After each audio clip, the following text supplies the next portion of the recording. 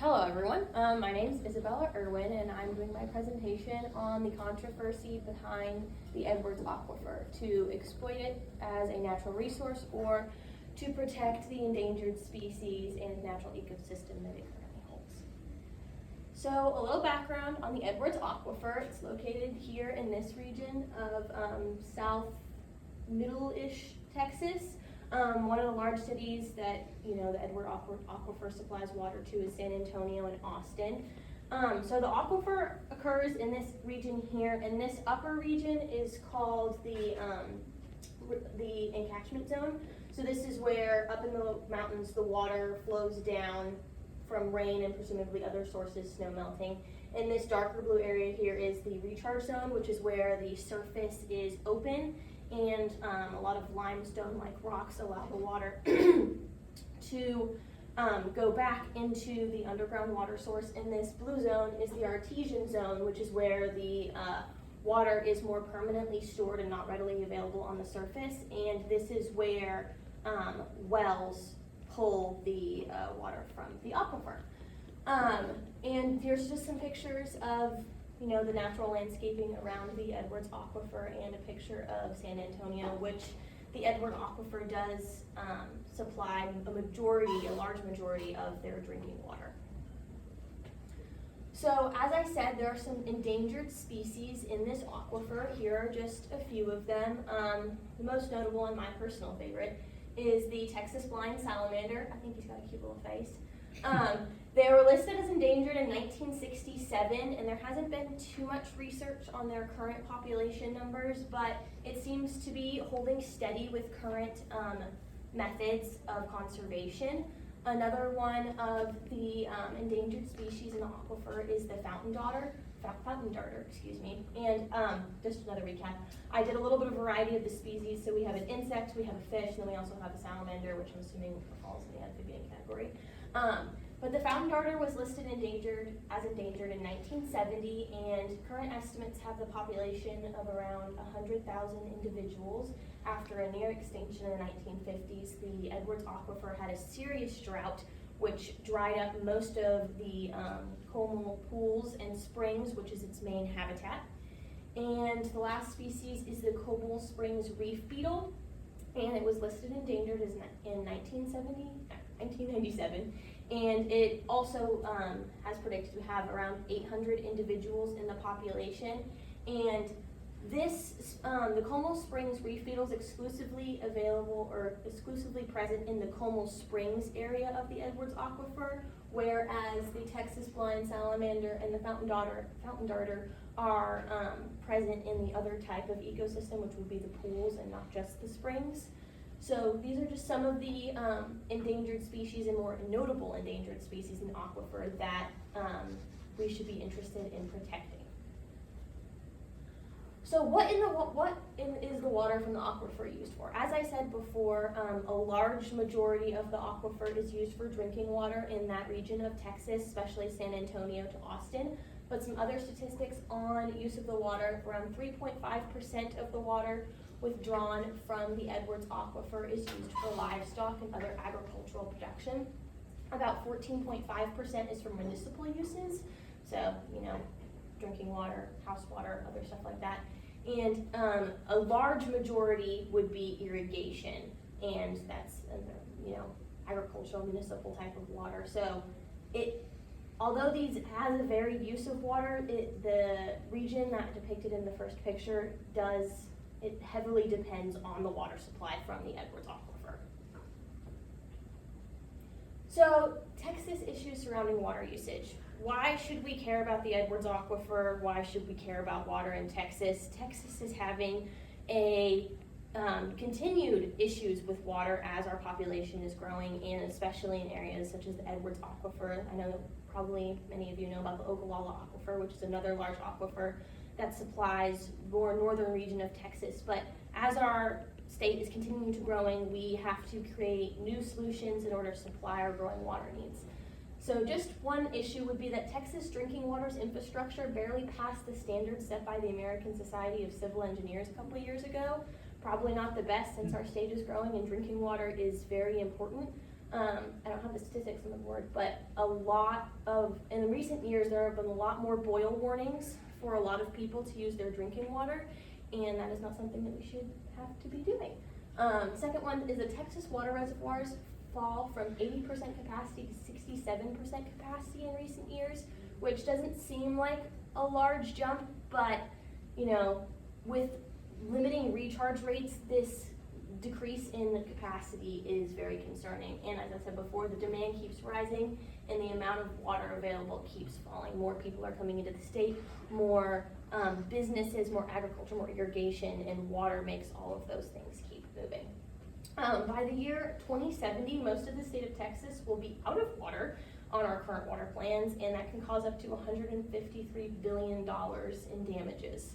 So as I said before, with the state of Texas growing and the need for water rising, we should be looking for other ways, to supply our water usages besides simply draining our aquifers that we already have. And Texas continues to grow on average by 1.4% per year with no new sources of water to support this growth. The only water we have is surface water and groundwater, and as the Edwards Aquifer is a source of groundwater, we need to be more wise and economical about how we are going to be distributing that water in balance with protecting the natural ecosystems and species that exist in those spaces. So the past and present regulations of the aquifer. Start off from the beginning, the Edwards Underground Water District was created in 1959, and this was after a series of great droughts and starting to pull water from this area. And then that moved into the Edwards Underground Water. So in 1959, the Edwards Underground Water District was charged with managing the aquifer, but in 1967, they gained regulatory authority over the withdrawal of the aquifer and water, all policies regarding withdrawal of water from the state. So in the beginning, it was mere just like a name to say that the government was doing something, but in 1967, they actually got some backbone and were able to protect the withdrawal of water from the aquifer. Then, responding to that later, the creation of the Edwards Aquifer Management Plan in 1989. This was not merely just an immediate response to the degradation of the natural ecosystem and the over-withdrawal of the water, but this was a plan to ensure that the Edwards Aquifer in the future would not be over-withdrawn and to protect the species in the aquifer, which also led to the lawsuit of 1991, which was the Sierra Club versus the United States Fish and Wildlife Services over the mismanagement and possible negative relationship that withdrawal of water had on the endangered species in this ecosystem. So that U.S. court case inspired the creation of the Edwards Aquifer Authority, which is in still place today in 1993, with the authority and the responsibility. And the general mandate of the Edwards Aquifer Authority is to protect terrestrial and aquatic life, domestic and municipal water supplies, and the operation of existing industries and the economic development of the state by managing the aquifer as a regional resource. So this basically it put a name to the face of who was in charge of this aquifer, what kind of efforts we were taking with the management plan to protect the species, and also how we're going to balance that protection of the species with the use of water in the Edwards Aquifer region. So which side to choose? Some pros and cons of choosing, utilizing the water as a resource. Pros: supporting growing infrastructure. As I said, Texas is growing on average by 1.4% every year. And we want to make sure that all the people who are moving into these areas and still living in these areas have access to clean drinking water and all the resources and utilities that follow that. And also, as I said, supporting agricultural production area. Some cons: you're not supporting conservation, which some of you may think, why are we caring about a blind salamander in the bottom of the Edwards Aquifer, which I have never seen before, which I will get to very soon. And also altering previous water-related infrastructure. The infrastructure we have for withdrawing water and distributing water from the Edwards Aquifer only supports so many people. If we were to withdraw more water and change that plan, that would come with altering a lot of previously existing infrastructure, and that might cause unknown damages and plans of its own. And as we said before, increase the pressure on the struggling aquifer. Edwards Aquifer has been struggling. As I said, there was a major drought in the 1950s, and all these protection plans make sure that the Edwards Aquifer remains as a fully functioning aquifer and protects the ecosystems and the natural habitats that it currently supports. So pros and cons of choosing conservations. Pros, supporting the protection of Texas wildlife. As we all live in Texas, I feel like we really like it here, and we would like the natural ecosystems and all of the species and organisms that it supports to maintain a population size and not go extinct. And I said enabling natural ecosystems and topography to continue. I think Texas is beautiful, and I know a lot of people, as I said from the pictures earlier in the slide, it's a very beautiful landscape, and that should be something to protect and not merely exploited for our personal use. Some cons of choosing conservation. Limiting water use for residents and municipalities. As I mentioned, there have been a lot more boil warnings, and they have had to limit the amount of water withdrawal and how much water industries have been able to use in this region, which is limiting economic growth and functions. And it is an extra expense to monitor and support these species. As they said, the Edwards Aquifer Management Plan, that obviously costs tax dollars and a lot of people time and resources to come up with, and if we were to continue this effort and push toward conservation, an expense in that direction would proportionally follow. So as I said before I get into it, the importance of conservation. Why should we care about protecting the little beetle and the fountain turtle and the Texas blind salamander? Here are just some reasons to care about why we should be protecting these species. Cultural values. I don't know that any of these specific endangered species have applicable value in certain cultures, but like the bald eagle, which is very important to American culture, these species should be valued for their inherent, goodness and inherent beauty.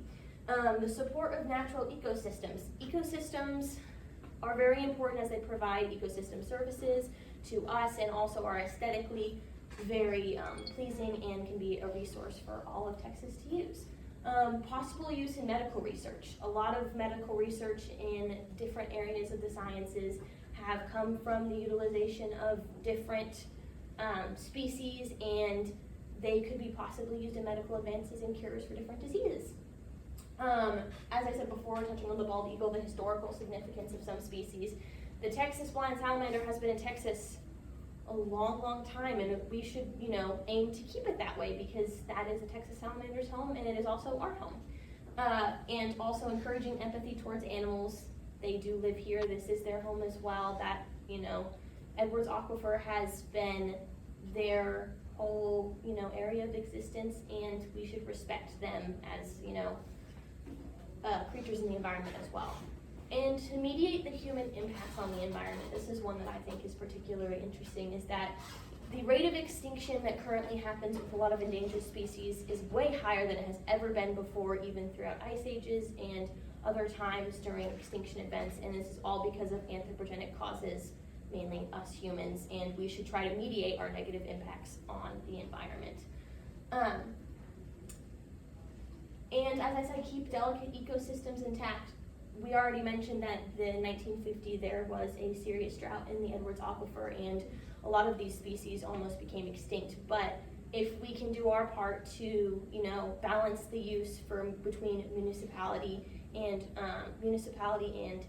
human use of water with protection of these endangered species, we can keep these ecosystems flourishing and thriving, and also be of use to us. And that's why we're excited. Thank you. Thank you. Thank you.